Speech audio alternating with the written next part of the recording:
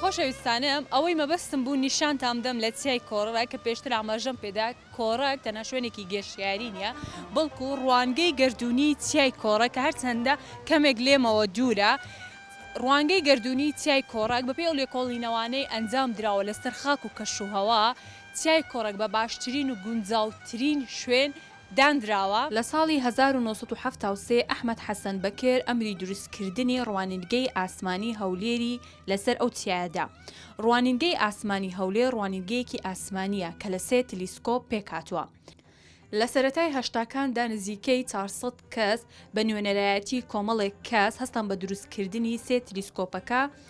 لە کۆتاییەکانی 1970دا هەرچەندە ناوچەکە نزیک لە ناوچەی شەڕ بوو، بەڵام ئەو تلیسکۆپە بچووکیان تاقی کردەوە. ئەوەی بینیتان لەسەر چیای کۆڕەک کە کۆمەڵێک شتی جیاوازی لێیە و خواردنی جیاوازیشم تاقی کردەوە کە شوێنێکی گەشتیاری زۆر خۆش بوو و دەمەوێ باس لە مێژووی چیای کۆڕەک بکەم کە یەکێکە لە چیایە گرینگەکانی باشووری کوردستان 53 کیلۆمەتری هەوایی لە ڕۆژهەڵاتی کوردستانەوە دوورە.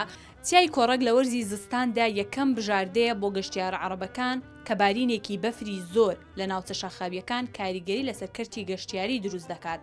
چیای کۆڕەک کە 90 کیلۆمەتر لە هەولێرەوە دوورە بوو بە بژاردەی یەکەمی گەشتیارە عەرەبەکان.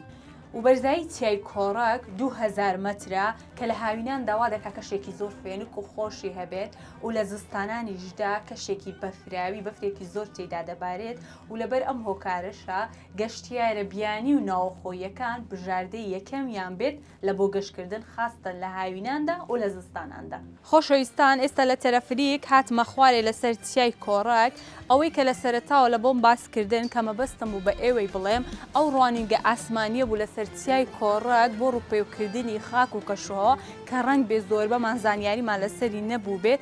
چیای کۆڕەک هەمومان هەروای دەزانین کە شوێنێکی گەشتیاری ئێجگار خۆشە لە هاویندا کەشێکی فێنک و زستانانیش بەفرێکی زۆر جوان و خۆشی لێ دەبارێت.